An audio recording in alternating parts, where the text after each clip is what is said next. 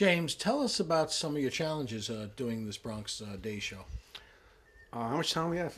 I was dealing with a lot of Jeopardy contestants. It was really tough. Right. But I think Squiggy on Arthur Avenue. Yes, Squiggy. In his natural habitat. He's quite a talent, Squiggy. He was eaten alive. You could say that. He's the second most famous actor out of Arthur Avenue, correct? Yes, I think there was only one actor out of there. So Squiggy was great. I think we counted the picture scene. We counted every time he said picture. Yes. He said picture 217 times. Yes. Where's my picture? Sally! Sally! Jimmy whispers, where's my picture? We actually talked about putting a counter in the corner during the yes. scene. We were going to put a counter in to see. But we did edit it down.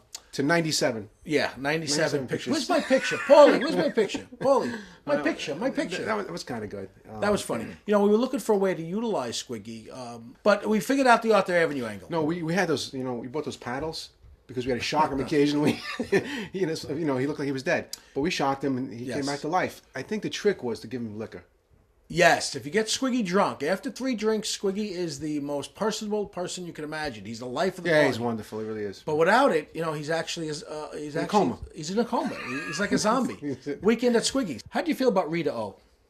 Rita O was good. She had her moments. I mean, some days she looked really, really hot. And it's like that Seinfeld episode where the girl, if you see her in a certain light, she looks great. Yeah. And if you see her in the dark, it's very scary. It's like Obama, very shadowy. Big hands. I don't know. Man hands. Just kidding, Rita. No, we love you, Rita. We love you. You're very beautiful. Just joking. Let's talk about Sally Wood. Sally Wood. What happened with Sally Wood, James? Wow, man. He was told by higher ups in the business he couldn't work with us. The Crackoon crew laid down the hammer. He could not work with us. It would destroy his stellar reputation. Sally Wood was one of our original cast members, and we did a skit involving someone, that was sick and blah, blah, blah. We went to his house. We ambushed him. But, he knew about it. It wasn't totally out of the blue. So Sal got a phone call not to be in our show anymore, and Sal quit the show. I hope we're on TV, Sal. As my daughter would say, the fake middle finger. Let's talk about Mark Sada. How do you feel about Mark's contribution to the show? He's, I think if we went back and just showed clips of every production meeting where everyone gives their ideas, Mark does a good impersonation of Helen Keller. Yes. Helen Keller's sleeping. He's bad. I mean, and when he does open his mouth, it's like Miles. He's channeling Miles. Me and James say this a lot alone, but we're going to say it on camera now. We're surrounded by a tremendous amount of lack of talent. Yes, it's no talent. But it's good, it makes us look good. Just kidding. Of course, we love our crew. We never said that. We never did, really. What about Miles Del Rey Cole Blackwell? What do you feel about Miles? Well, what's his real name? His real name is Paul Sudnow. We'll edit that out if he doesn't want to use it. Sudnow.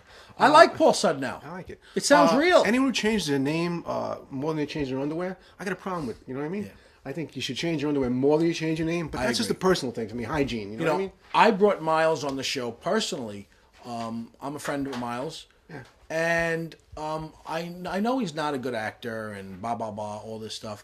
But Miles' desperation to be famous is a wonderful thing. And he's very funny in his pursuit of that. And I feel it really worked. Yeah, Wayne, but let's be honest. You got to give me kudos. You're a great guy. Nobody wanted him. You went to Arthur Avenue. You gave presents for kids. You go to the children's hospital. You got a good heart. That's all true. It is true. He's your mission. You're trying to save him, but you can't be Mother Teresa all the time. Sometimes you just got to cut your losses. I'm sorry, Miles. This is we're going to continue the show. You're not in it. You're not going to be in it. I thought Miles worked in the show. Yeah, he was good, Wayne. But you're going to heaven, man. Well, as Johnny Sang always says, you have a good heart, Wayne. You have a good heart. What about that pool scene, man? With me and Squiggy? The pool scene with everybody. Half the neighborhood was in the pool. Which scene? With the bums, the Gun Hill hot Road girls, the Gun Hill Road girls. The Olympics. I like the Olympics. I think it's very funny. Well, you weren't directing the scene. It was tough. You know what I mean? James, it was 97 degrees in the sun. I got skin cancer. In typical Wayne Gurman. Miles was annoying the shit out of me the whole time, and I had people jumping in the pool off cue. Yeah. I think it was like, I don't know. I should have threw a Baby Ruth candy bar in and did my own.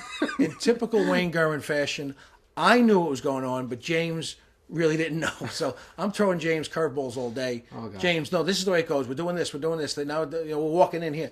So it was kind of rough. But we got it done, just like Bronx Paradise. But it worked. I made my bones there. I made my bones. What about my dad's contribution to the meetings? My dad was included in the production meetings. Your dad is absurdly funny.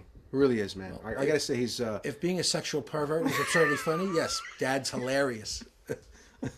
I think he and Mark, they could have their own like show. If there's a spin-off of Bronx Daze, it could be him and Mark, and who knows what that might wind up somewhere in a garbage can somewhere. Dad, I love you. I'm trying to squeeze something out of you in the last few years of your life, and I think we found something here. You know, but this, I think we've cultivated what you got here. Just like Miles, we've squeezed the 1 ounce of funny out of you. The Suicide Girls and the Viagra. Yeah. I'm gay. Yeah, I didn't get it. I didn't get the Viagra. I'm gay. Yeah, I know. No, love you, Dad. He got it though. He did get it. He did get it. No, I like the part where, no, she's gay. No, oh, you're gay. No, yeah. That's pretty funny stuff. How was Johnny Sang? Johnny Sang behind the camera. Yes, Johnny The Sang. guy was fantastic, man. I felt like I was in like a cab, you know, cash cab.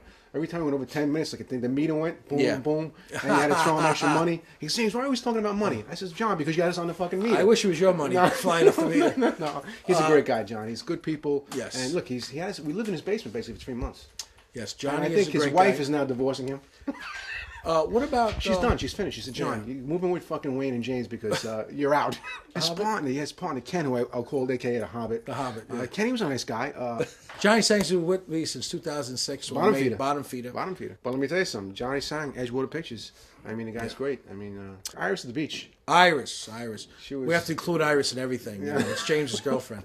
I thought we had some good moments. Yes, we did. I'm joking. Iris, yeah, I like you. I love you. Just kidding. Iris is a sweetheart. She'll be the death of you, but you know. I have to. Matter of fact, I have to leave in 10 minutes of a dancing lesson.